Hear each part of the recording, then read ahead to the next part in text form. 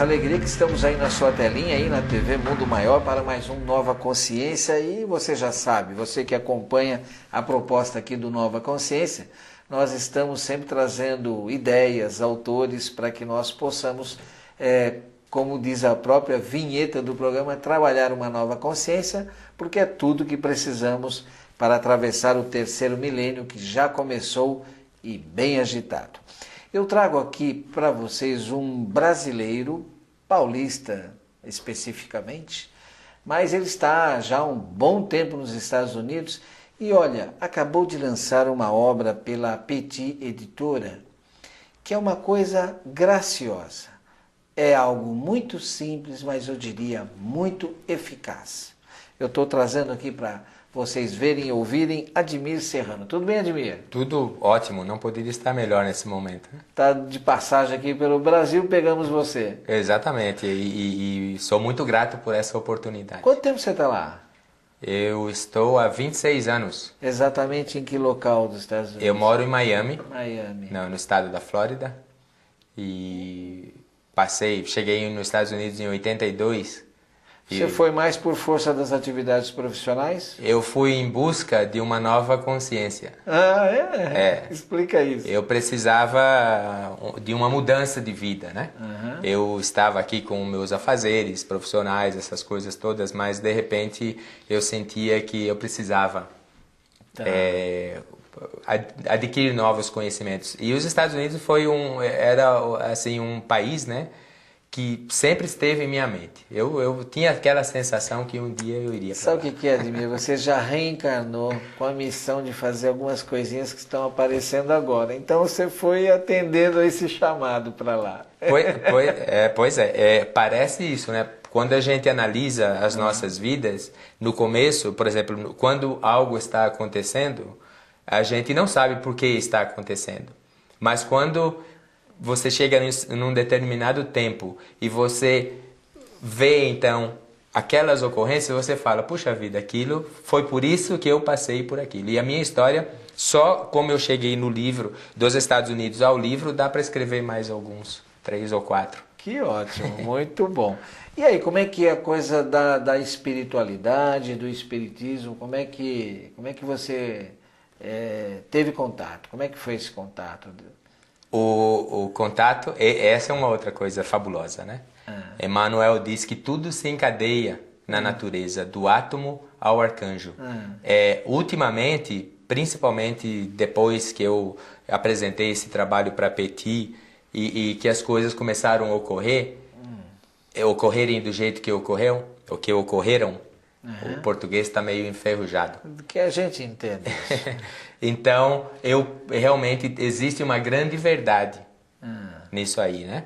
E o meu contato com o espiritismo, ele foi na época que ele deveria ser, para dar início a um outro trabalho.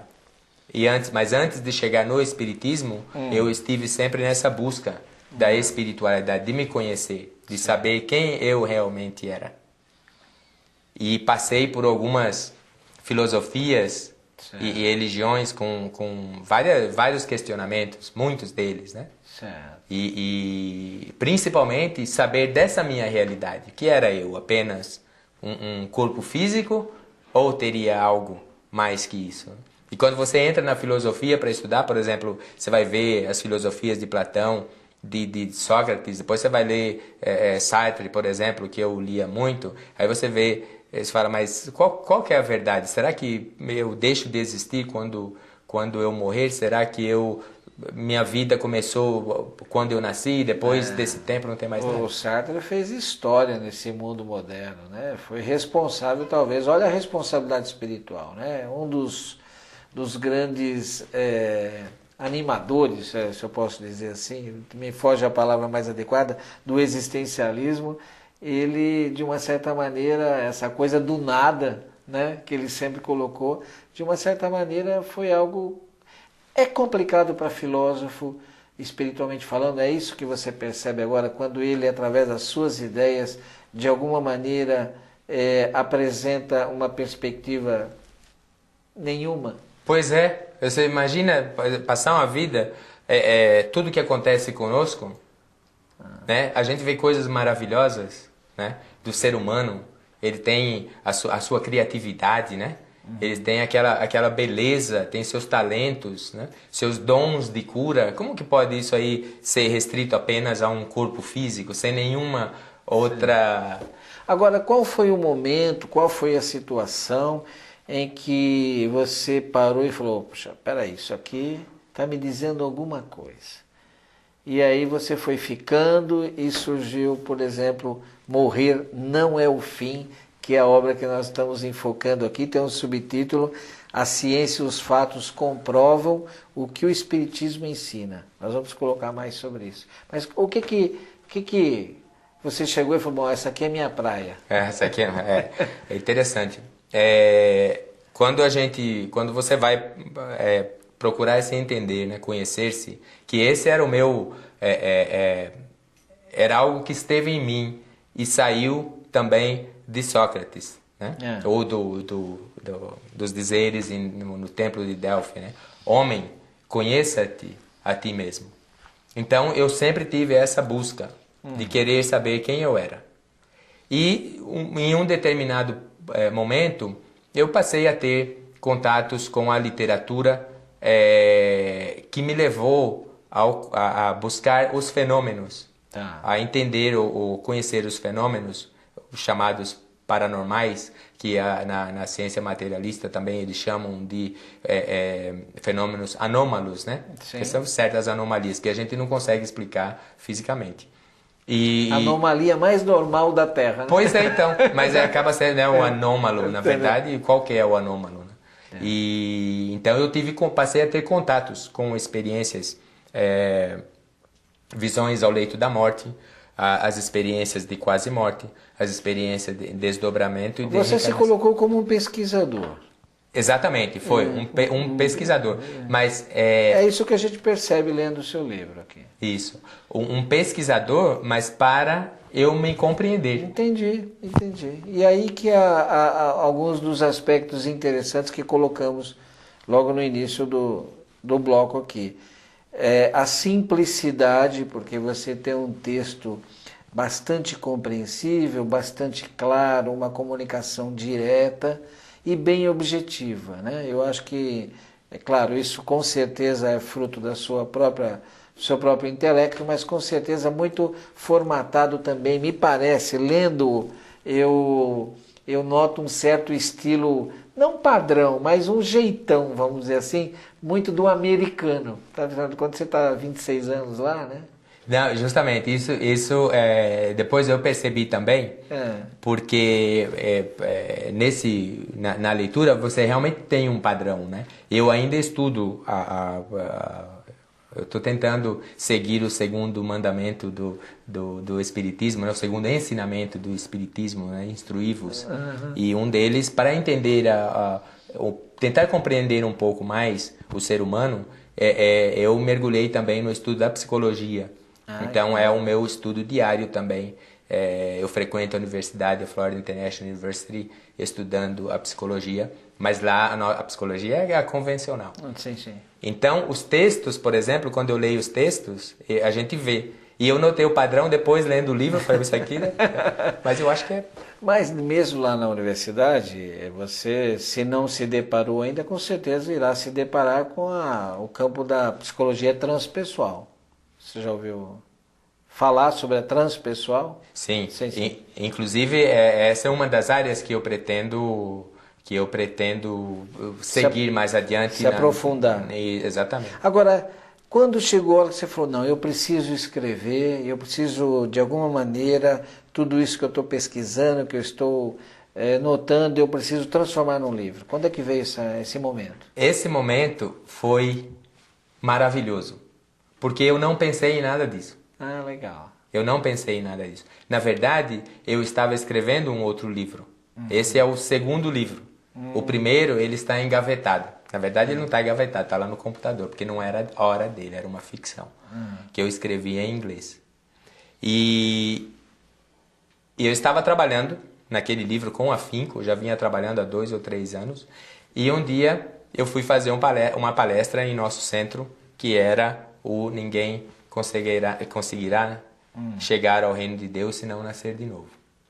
E como eu já tinha estudado o fenômeno da reencarnação, sobretudo os estudos do Dr. Ian Stevenson, eu apresentei o tema, eu apresentei na palestra esses fatos, da reencarnação do estudo da perspectiva científica, começando com a regressão a vidas passadas e o trabalho, culminei com o trabalho do Dr. Ian Stevenson e apresentando defeitos congênitos como sendo uma das comprovações mais eloquentes, né, da reencarnação.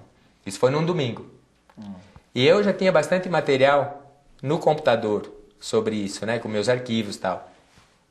Na segunda-feira, eu sentei para trabalhar e foi assim, como uma avalanche de ideia. Para aquele livro e faça esse, e começa esse.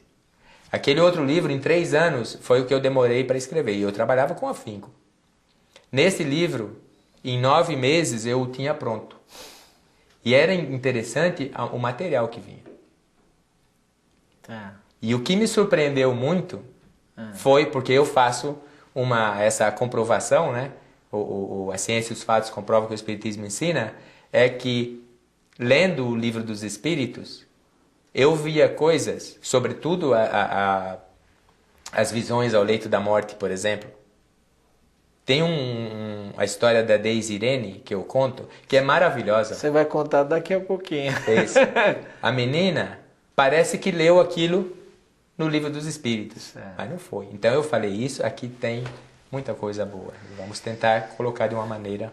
Aliás, você indiretamente deu-nos uma resposta de algo que eu vou lhe perguntar no próximo bloco, que a gente está chegando aí ao final desse nosso primeiro momento, com o Admir Serrano. Queremos agradecer ao Alfonso Moreira Júnior, que é assessor de imprensa, de comunicação da Petit Editora, e parabenizar a editora.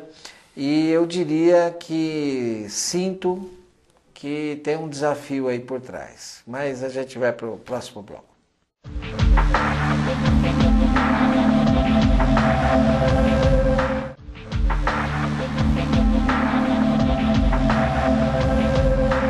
Para você que ligou a TV agora, eu estou falando com Admir Serrano, brasileiro radicado nos Estados Unidos e que está lançando o seu primeiro livro, que é pela Petit Editora, Morrer Não é o Fim, a Ciência e os Fatos Comprovam o que o Espiritismo ensina. Admir, ao final do primeiro bloco, você indiretamente nos coloca uma situação que nos parece assim muito apropriada, e eu vejo assim que esse seu estágio nos Estados Unidos, eu diria, lendo o livro, eu falei, meu Deus, isso aqui precisa ocorrer mais vezes. Outros livros, muitos livros, nesse estilo de fazê-los, mas em língua inglesa. Então é isso que fica aqui o desafio para você. E eu não sei, você escreveu esse livro em inglês ou em português? Eu escrevi em português. Então, fica aqui, né? O Afonso está aqui nos estúdios e que ele leve para o Flávio esse desafio. Já que tem a Butterfly, que de lançar essa obra em inglês, porque você está juntando pesquisa, fatos, observação, está colocando-os de uma maneira, numa sucessão muito interessante e está fazendo algo assim, bem sutil, mas tecnicamente muito bem feito. É introduzindo a explicação espírita e eu acho que isso vai promover uma divulgação do espiritismo nos Estados Unidos. Me ocorreu isso? Sim, claro. Mas temos como o nosso centro em Miami, o nosso idioma, o nosso centro foi fundado por um senhor colombiano, já vamos completar agora 24 anos, dia 20 de abril. Certo. E então o idioma é espanhol, e é o idioma oficial de nosso centro. Mesmo os palestrantes brasileiros, a gente dá palestra em espanhol. Então, o pedido é para que seja espanhol o próximo. Ah, ótimo. Para o pessoal que conhece meu trabalho, mas que não têm a facilidade E o de ler em espanhol português. é a segunda língua oficial dos Estados Unidos, né? Justamente, e Miami é a primeira. Essa foi muito, É a primeira. essa foi muito boa. Você citou no bloco anterior a história da Daisy. Fala para o nosso telespectador aí como só uma amostragem para estimulá-lo. Da Daisy Irene. Deus não nos abandonaria em um momento tão importante de nossa existência, de nossa vida. Um dos grandes receios, né, que a gente ouve comumente é que você morre sozinho, né? Na hora da morte, você está lá. Muito comum, mas não é. Nós não morremos sozinhos. Eu achei muito tocante esse momento aqui no livro.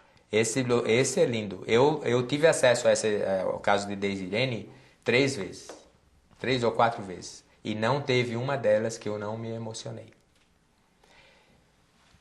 Nesse momento, a Daisy Irene, ela passa por um fenômeno que chamamos comumente visões ao leito da morte. Esse fenômeno está sendo estudado nos Estados Unidos hoje. Muito estudado. Muito estudado.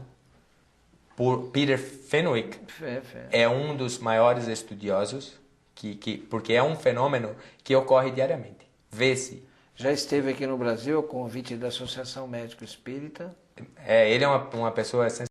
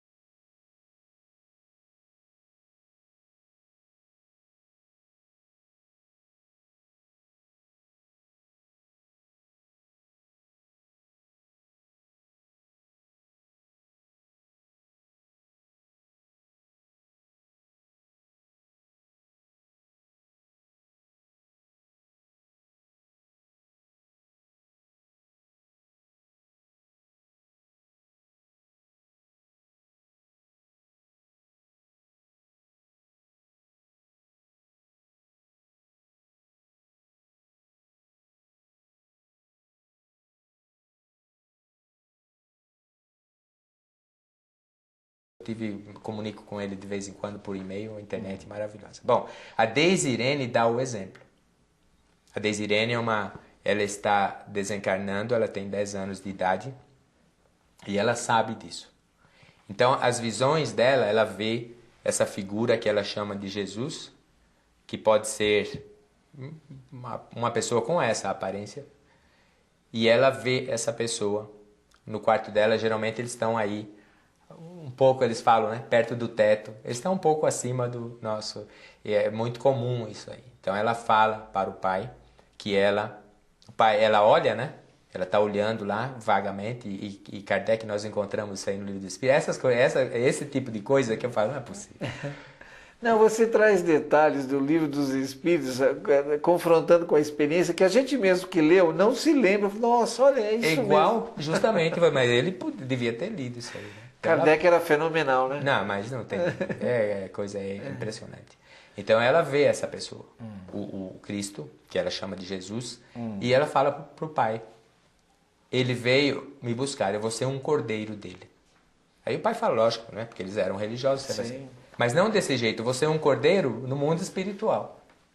E ela vê, dela, por exemplo, é o irmãozinho, o Ali, que vem. O irmão desencarnou também, pequeno, e ele está lá. E ele dá todas as coordenadas para ela, o que é que vai acontecer. Isso 3 dias antes. Geralmente, as visões mais acentuadas, elas estão nesse período de 3 dias, muitas delas minutos antes do desencarne. Então, a Daisy Irene conta, ela está aí nesse momento relatando esses 2 mundos, as 2 visões. Ela vê os anjos, porque de repente a visão psíquica, ela está desencarnando, ela já está quase fora do corpo físico, né?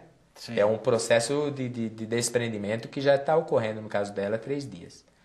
Então a visão psíquica dela se acentua e ela consegue ver esses 2 mundos.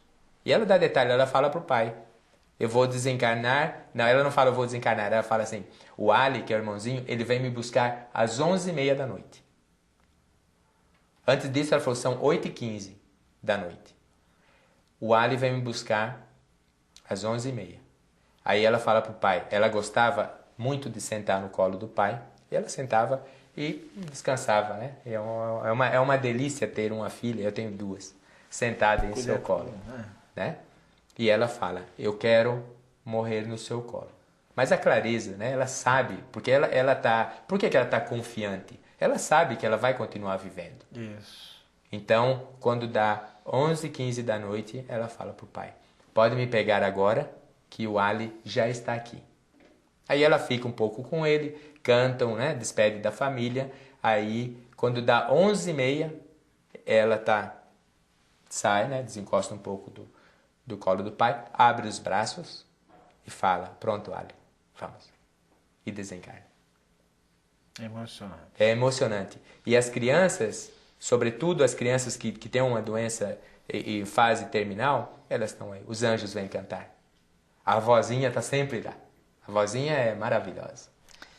Realmente a doutrina é consoladora por excelência. Exatamente. Aí, porque essa é a única certeza da humanidade, como você diz, é lindo esse capítulo por conta disso. Ninguém está sozinho. Ninguém está sozinho. E a comparação que eu faço, porque quando estudando, eu estudei esse fenômeno de 2 pontos. Por exemplo, da visão científica, materialista. O que é isso aí? Por que está ocorrendo isso aí? Então, a explicação da ciência é a mente, o cérebro, tem essa condição. Ele tem um mecanismo evolutivo que ele ajuda a facilitar o desencarne. Então, para a ciência materialista, isso é algo funcionando simplesmente, é um processo neuronal. Isso. Né? Que não tem ninguém aí, não tem alien, não tem ninguém. Isso aí é um negócio, é uma alucinação, que eles chamam, né?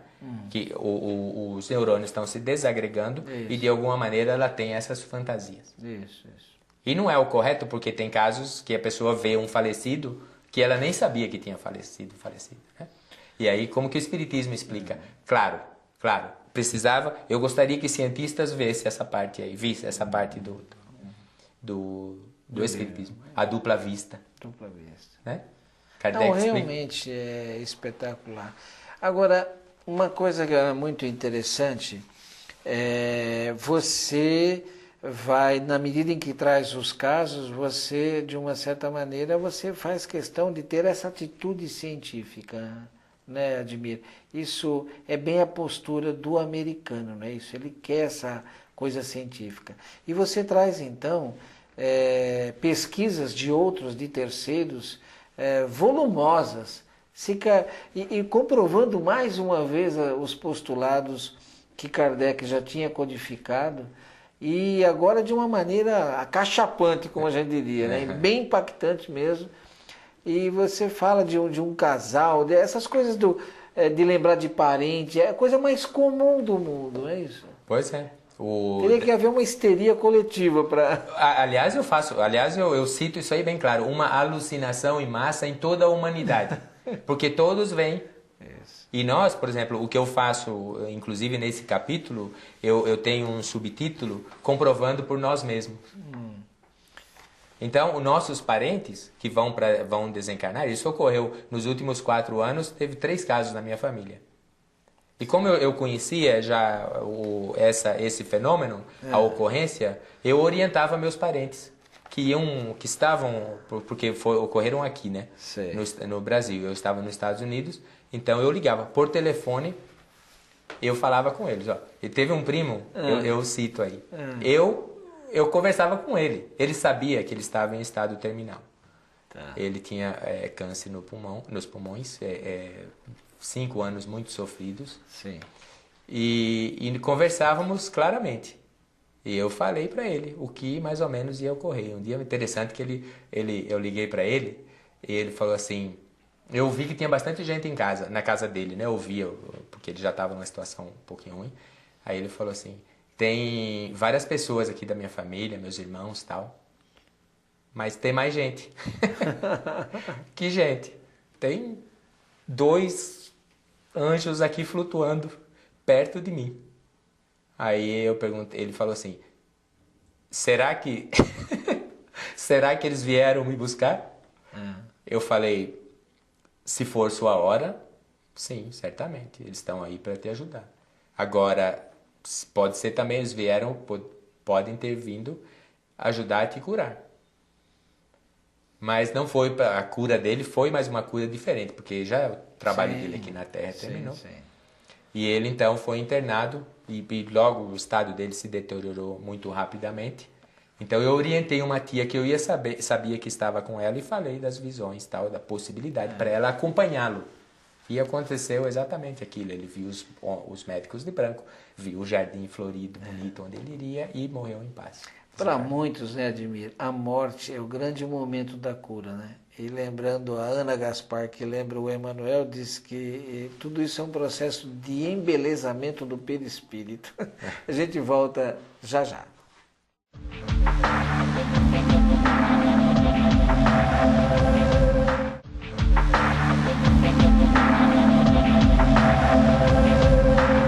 Nós estamos conversando com Admir Serrano, que escreveu Morrer Não É o Fim, e gostaria de dizer algo que anunciei no primeiro bloco, que é uma obra simples, mas muito eficaz. Simples pelo seguinte, ela é muito bem realizada, e fazer a coisa muito bem realizada de forma simples não é muito fácil. Isso realmente requer muito trabalho, um trabalho complexo, que se traduz numa coisa simples. E muito eficaz pelo seguinte, eu vejo assim, que é uma pergunta que já faço para você, Admir. Eu vejo o livro com uma seguinte propriedade. Nós, por força de um envelhecimento de todo um contingente populacional, por força de todo um viver social tenso, utilizando de muita tecnologia, os acidentes têm se multiplicado, as doenças têm surgido, doenças que nós imaginávamos que tinham acabado, ressurgem, e então eu acho que mais do que nunca, isso ocorre num momento também de alguma maturidade vivencial, ou seja, nós estamos entrando e saindo no processo. Chega uma hora, parece que alguma coisa aqui dentro quer uma explicação. E aí eu vejo que o livro tem essa propriedade de ser aquela gota d'água na hora certa, né? Então, você sente isso também? Como é que... Por isso que eu entendi até que a obra é muito importante para o mercado americano, né? O mundo inteiro, na verdade. Já existe a ideia de fazer ela em espanhol, já é um começo, e pular para o inglês é muito rápido isso. Então eu vejo isso, uma obra aqui no Brasil, para você dar para pessoas que você sente, que estão buscando, que querem uma informação trabalhada, pesada, né? Analisada, que querem entender as coisas, curiosos, gente que tomou impacto de um desencarne, estão inconformados.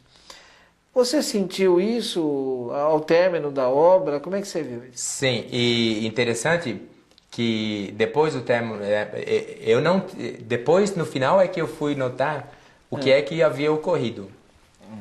Se você lê o livro, você lê o livro, você vê que tem o ciclo completo.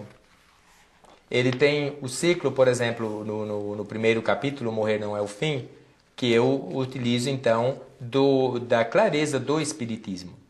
Porque nós aprendemos, eu fiquei interessante que eu li um dado aqui do Brasil, que 70% dos brasileiros não temem a morte, porque eles acreditam que continuarão vivendo. Nos Estados Unidos, interessante que é mais ou menos a mesma proporção.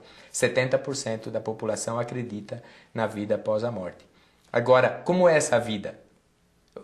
Outras religiões não ensinam. O Espiritismo, e com as obras subsidiárias que tem de monte, a gente sabe a natureza do mundo espiritual e tal. Então, eu vi, começando assim, né? É bom afirmar, né? Sim. Maravilha, né? Morrer não é o fim, eu vou continuar existindo. E aí depois tem, no segundo capítulo, Por que Tememos a Morte? E o livro dos Espíritos. É incrível, incrível. Quem teme a morte é o homem, não é o espírito. Então nós temos essa natureza que... É a personalidade, né? Não a individualidade. Justamente, né? a parte, né? Então eu inclusive utilizo aí uma figura, o id, né? Do Freud e tal. Então nós temos esse temor da morte. E tem até os estágios. Eu uso o trabalho da doutora Elizabeth Kubler-Ross, que fez um trabalho maravilhoso, revolucionou o tratamento de pacientes terminais nos Estados Unidos e no mundo. E agora eu já noto que aqui está ocorrendo também. Então, isso é maravilhoso. Então, a pessoa tem essa reação. Então, eu mostro a reação dela. Mas, no final, quando o espírito está saindo do corpo, ele fala, é minha liberdade, como nós aprendemos no espiritismo, ele é feliz. E aí, e ele, além disso, ele tem aí os parentes a recepcioná-lo, os amigos, aqueles que viveram dentro das regrinhas divinas, né? Porque tem alguns que é muito complicado. Não querem morrer, não. Tem medo. O que eles veem não é tão iluminado assim, né? Então, melhor. Aí, o processo todo, como a alma se desliga do corpo. Nós não vemos isso aí em literatura nenhuma. E eu utilizo umas visões do Andrew Jackson Davis, que ele vivia nos dois mundos ao mesmo tempo, né? Você vai ter chance de falar sobre isso, mas voltando um pouquinho, você traz o momento da Elizabeth Kubler-Ross, que ela está pensando em abandonar, né? Conta aqui para o nosso telespectador, né? O impacto que aconteceu. É. Essa experiência dela foi maravilhosa. Interessante que o primeiro livro que ela escreveu, eu já o li várias vezes, estava lendo recentemente. Ela escreveu em 79 mais ou menos. Não, antes disso, 75, alguma coisa assim. Ela ainda parecia que ela não estava, porque ela era psiquiatra. Isso. Ela ainda não acreditava muito nessa coisa de sobrevivência do espírito. Inclusive, em um dos estágios, que é o estágio da negação, quando a pessoa sabe que ela vai desencarnar, ela nega. Então, ela colocou entre parênteses, né? A crença na vida depois da morte já é uma negação. Então, você vai continuar vivendo. Mas depois ela teve a experiência dela. Ela chegou nos Estados Unidos, ela estava na universidade, no hospital, na Escola de Medicina, na Universidade de Chicago, e ela pensou em abandonar, porque ela era estrangeira, para começar. E ela ia conversar com médicos e ela falava que você tem que tratar bem um paciente terminal, porque eles têm as suas necessidades. Então ela foi um pouco rejeitada e ela sofreu muito com isso aí, muitas críticas. Mas ela foi uma pioneira maravilhosa. E pioneira graças a Mrs. Johnson aí, que ela falou, vou desistir, e ela tá saindo do último seminário, eu dei meu último seminário, ela falou. Aí ela vê essa pessoa se aproximando dela, aí ela falou, não, mas como? Essa mulher já tá desencarnada há 1 ano. E a mulher vem, se aproxima dela. Quer dizer, desencarnada entre nós. Quer dizer, para ela, assim, pô, essa mulher já morreu. Agora... Já morreu, não, morreu. Eu sabia, é como ela fala, eu sabia que ela estava morta fazia 1 ano. Eu cuidei dela. Mas o interessante é que ela, nessa hora, você coloca isso aqui de uma maneira que fica muito clara, a mente científica dela, como que diz? Eu estou vendo uma pessoa que está morta. Estou vendo mesmo. Ela vem. Ela tem tocando, ela falou, eu toquei a mulher. Né? E tinha substância, né? E foi a história é fantástica. Foi um intercâmbio normal, né? Para ela e obviamente. Não, e o interessante é que além dela ter tocado, né, de ter sentido, ela disse que notava uma cor diferente, né?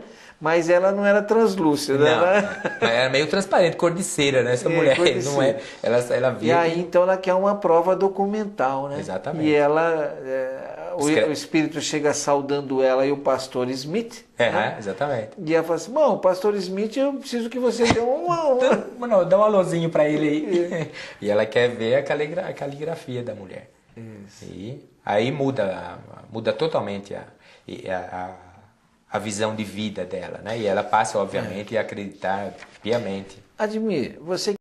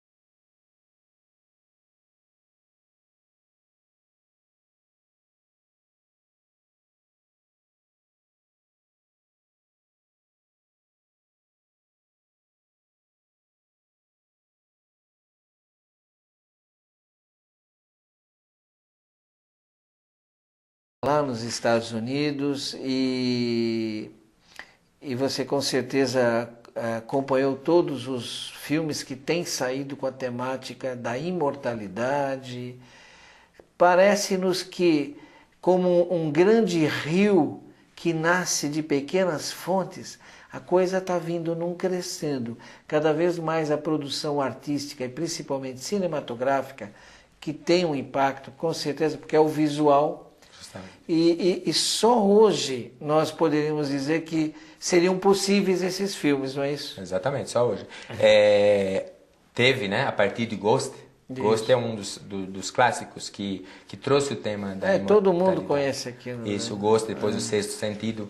O diretor, né, o M. Night Shyamalan, acho algo assim, o nome dele, eu me lembro. Ele fez o filme, assim, ele não acreditava muito. E principalmente quando ele mandou o script, e o script caiu na mão do Bruce Willis. Ele queria que o Bruce Willis fizesse o papel principal. E aí ele se sentiu, ele falou, eu não acreditava que o Bruce Willis aceitou o papel. E esse filme é um dos filmes que a gente vê, você é capaz de ver e visualizar. Admir, eu tenho informação aqui de que o próprio... Aquele teu negócio, né? Lá é uma indústria isso. Você tem que entrar numa linha de produção. Terminou um, tem que começar outro. E a informação que se tem é que, inclusive, os financiadores, como quem diz, não interessa, daí é isso aí que você tem, tá aqui o dinheiro, faz. Né? Exatamente. E depois o estúdio parece que faz uma pesquisa nos jornais, porque o que o surpreendeu, entre outras coisas, o impacto, além do impacto, as pessoas estavam vendo o filme pela segunda, pela terceira, pela quarta vez. Mas o que está acontecendo, né? Porque é essa coisa, é querer saber mais, né? No caso do Sexto Sentido, vê-se claramente aquele espírito, ele sofreu, né? Ele foi assassinado e ele desencarnou. Só que ele não sabia, ele não acreditava em vida após a morte. Ele nunca se preocupou com isso. Será que eu vou existir depois? Aí, de repente, a gente aprende isso no Espiritismo. É verdade. Aí, de repente, ele tá lá na casa dele, tem um corpo, tem tudo, e agora? Eu não estou desencarnado. É um paradoxo interessantíssimo. Você tem um capítulo aqui muito interessante, As Incontáveis Esferas do Além. E eu diria que também essa é uma qualidade do livro, está trazendo assim de uma maneira leve algo que nos parece assim um dos grandes momentos da própria espiritualidade a partir da ciência. Mas vamos fazer o seguinte, a gente está na hora do intervalo e a gente volta já já com esse tema.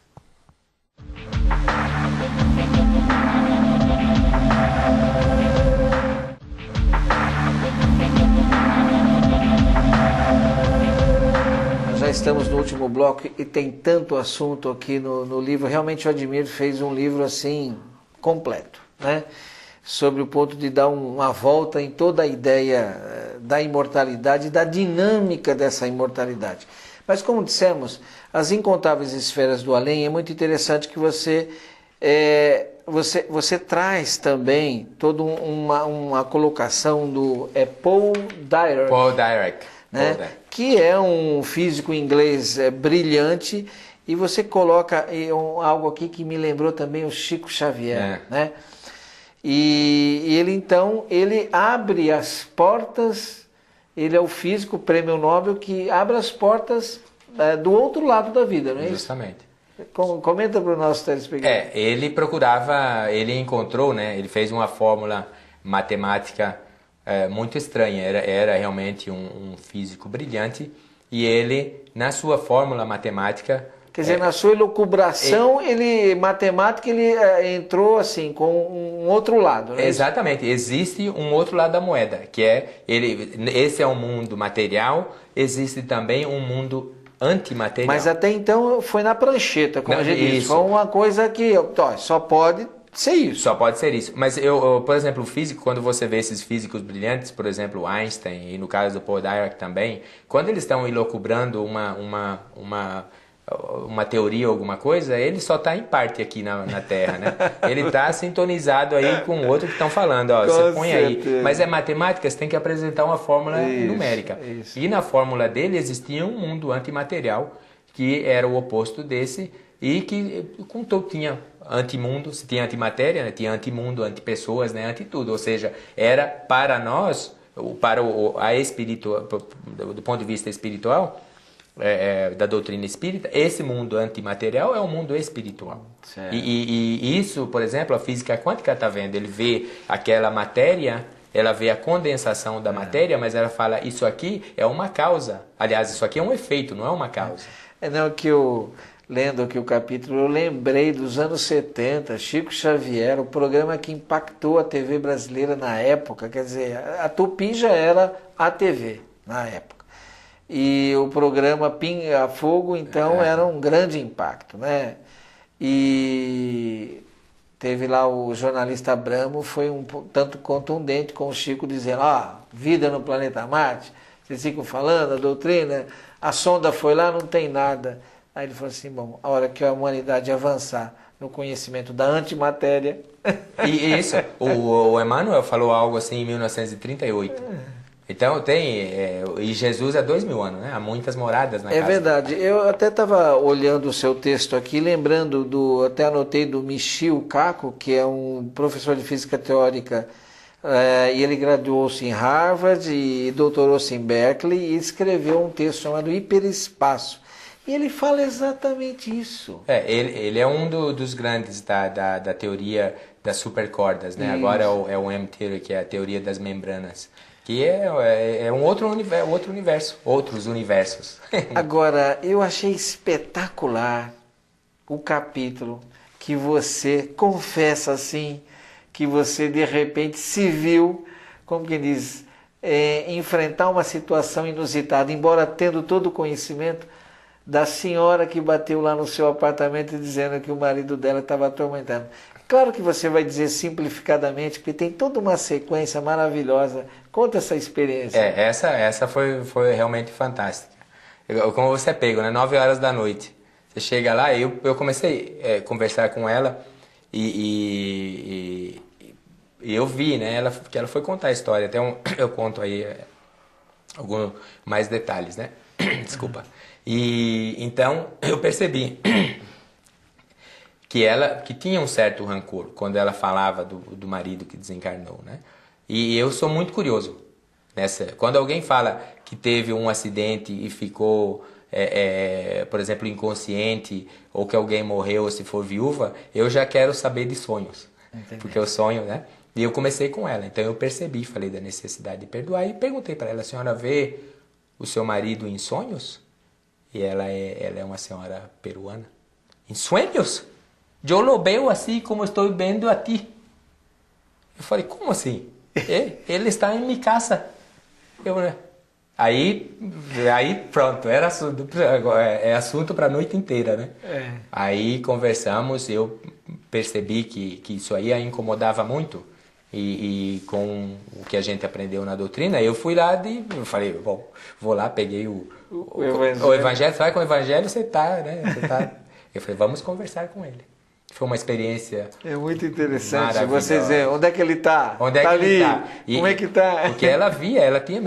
ela olhava para ele, porque era uma obsessão. Reagia com a presença dele. Com a presença. Depois eu conversei com ela, certamente ela é médium, ela contou que ela tinha antes, né, muitas visões e tal.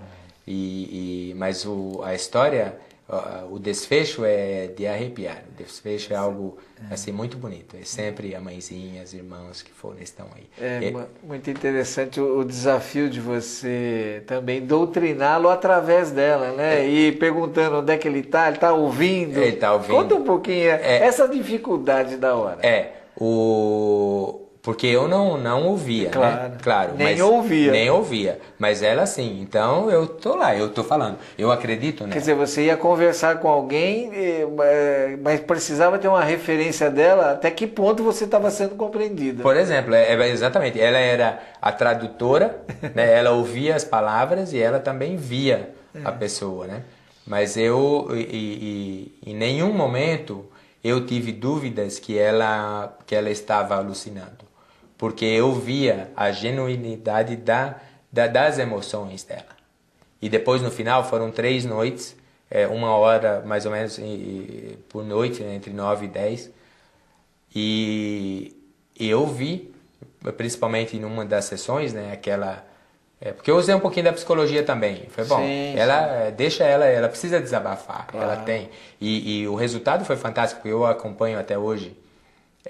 Fizemos uma amizade, obviamente, depois disso. Eu vejo a modificação. A modificação foi, do dia seguinte, ela já estava outra. Mas é interessante, ó, gente, o capítulo é imperdível, porque até que finalmente é muito interessante, porque o marido era muito agressivo e ela desabafa para ele na frente do Admir, mas com o Admir estimulando, olha, fala o que você sente, né? Agora, o que culminou a cura, vamos dizer assim, dela e dele foi o perdão. Isso. O pior, o desencarnante que mais sofre para desencarnar é aquele que tem assuntos não resolvidos, ou que ele desencarna sem resolver certos problemas. O pior e o mais grave deles é o pedido de perdão ou perdoar alguém. Esse é o momento de mais sofrimento. Isso aí é constatado por enfermeiras que trabalham com pacientes terminais, e agora a literatura, porque isso aí aparece no Jornal de Psiquiatria, nos principais jornais dos Estados Unidos. Esse é o pior problema. Assuntos não resolvidos, sendo que o perdoar ou ser perdoado é o pior de todos. Então, no caso desse senhor, ele desencarnou com muito rancor. E a mulher já tinha, porque foi uma convivência de 30 anos com muito sofrimento, muita agressão física, emocional, essas coisas. Então, o problema só foi resolvido para ambos, porque ele nunca mais voltou. Eu sempre pergunto, e o marido veio? Falou, não veio mais. Porque é muito interessante que você vai numa primeira ação, você pensa, bom, resolvi. Aí ela bate, olha, tá lá de novo. Tá lá de novo, e era muito interessante. Ele está aí lá outra vez. Ela misturava eu. Quer dizer, tem 3 fases: o momento do pedido de socorro, né? Uhum. E do desabafo. Depois tem o momento do perdão e depois a culminância é realmente o grande encontro familiar, que é outra coisa emocionante aqui do livro. Emocionante. E o pedido de perdão foi emocionante. Foi emocionante, não deixa de ser. E resolveu as pendências resolvidas, pronto. Ela segue o caminho dele e ele segue o dele no mundo espiritual. Admir, como é que você vê a perspectiva? Como é que você está sentindo? Nós estamos aí a 1 minuto e meio de encerramento do nosso programa, e essa é uma informação muito importante, porque hoje os Estados Unidos, exatamente Nova York, é a capital do mundo, apesar de todas as dificuldades, ainda é. Qual é assim a perspectiva da informação espírita, que é isso que você está trazendo, crescer e ajudar o povo, se não americano, latino-americano, mas eu diria os dois? Porque a comunidade americana é eminentemente protestante. Como é que você vê isso? Mas estamos fazendo um trabalho maravilhoso. O indocumentado, os imigrantes latinos, sobretudo brasileiros, a gente está fazendo esse trabalho. Temos em torno de 90 centros ou mais nos Estados Unidos. Estamos em 15 estados. Só a Flórida tem 30 centros. Califórnia tem 14 centros. E Califórnia é o estado mais populoso dos Estados Unidos. Nova York está com 9 centros. Nova Jersey com 6 centros. Massachusetts está com 9 centros. Nova York com 7 e New Jersey com 6. E a tendência é crescer? Crescer. Por exemplo, no nosso centro, e esse é maravilhoso, né? Minhas filhas, as duas, uma tem 13 e a outra tem 7, o idioma delas, a gente fala português em casa, elas falam com bastante limitações, né? Então elas compreendem melhor o inglês. E elas já estão sendo evangelizadas em inglês no Espiritismo. Então, elas vão trazer. E a mocidade, muito linda. A princípio, os filhos de imigrantes. Sim. Mas eles vão levar a doutrina para seus filhos. Certo. Então, isso já está ocorrendo. E já temos as obras de Kardec, temos organizações nos Estados Unidos, organizações espíritas, traduzindo os livros para o inglês e distribuindo. Já temos uma associação médica espírita. Sim, estou sabendo. Então, o movimento está indo. Devagarinho ele vai. O namorado, por exemplo, o brasileiro traz a namorada americana e ela aprende espiritismo. entendeu? Então, o trabalho tá assim, tá muito bonito mesmo. Admir, mais uma vez, parabéns pela obra e com certeza lançando a segunda. E você tem o compromisso de apetite trazer aqui para o Brasil e voltar aqui na TV Mundo Maior, programa Nova Consciência. Quero mais uma vez parabenizá-lo pela obra.